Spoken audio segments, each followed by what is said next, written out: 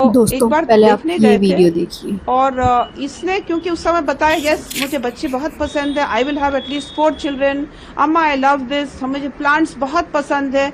लेकिन सुबह में जैसे वॉक करके आती थी, पौधों पर पानी डाला, वो कभी कभी देखती नहीं थी पौधों की तरफ। ऐसे यार त्रिशा, तुम तो बताती पौधे बहुत पसंद है, तुम कभी I mean, and we love plants, इसीलिए तो मैंने हम यहाँ से लेकर। दोस्तों आप इमेजिन कर सकते हो ये लेडी जज थी जिनका अभी आपने वीडियो देखा, आप सब जानते ही होंगे। और मैं क्या सोच रही हूँ कि इनके हाथ में ये, क्योंकि ये जज थी तो ये पता नहीं कितने साल से ये जज रही होंगी और कितने केसेस इन्होंने लड़े होंगे और कितने केसेस की ये जज रही होंगी और उसका इन्होंने फैसला सुनाया होगा सही गलत में। अब मैं सोच रही हूँ कि क्या सही और क्या गलत इनके लिए, किस गलती की क्या परिभाषा होती है और सही की क्या परिभाषा होती है। मुझे तो यही समझ में नहीं आ रहा कि किस बुनियाद पर ये जजमेंट सुनाती होंगी किसी केस का। और दूसरा पॉइंट कि ये इतनी एजुकेटेड वुमेन होके इनकी सोच इतनी तुच्छ है।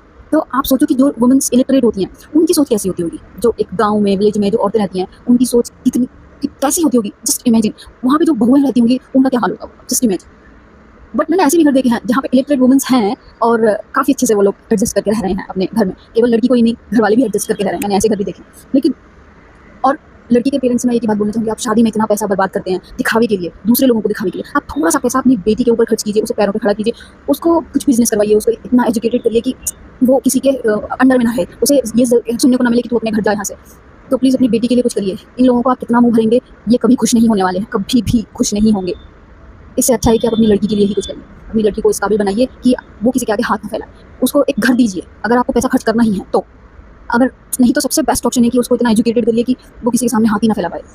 बस मेरा कहना यही है, इससे ज़्यादा मैं कुछ नहीं कहूँगी। कि लड़की के माँ बाप का ज़्यादा हाथ होता है। शादी जब बेटी हाथ से चली जाती है, मर जाती है, आत्महत्या सुसाइड कर लेती है या फिर मर्डर हो जाता है, जो भी होता है, उसके बाद आप जाते हैं, क्या न्याय मिलने से आपकी बेटी वापस आ जाएगी?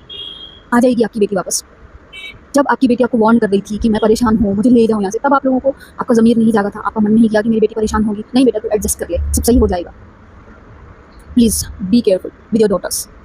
अब थोड़ा सा भी आपको लगता है तो प्लीज़ अपनी बच्चियों को खुद के हाथों सुरक्षित करिए, वरना क्या हो रहा है आज देश में, पैसे के आगे इंसान की कीमत तुच्छ, ज़ीरो हो चुकी है। पैसा आजकल सब कुछ है, कोई रिश्ता कोई नाता कुछ भी मायने नहीं रखता पैसे के सामने। तो आप अपने आप को पैसे से मजबूत बनाइए, खास करके जिनके पास बेटियां हैं।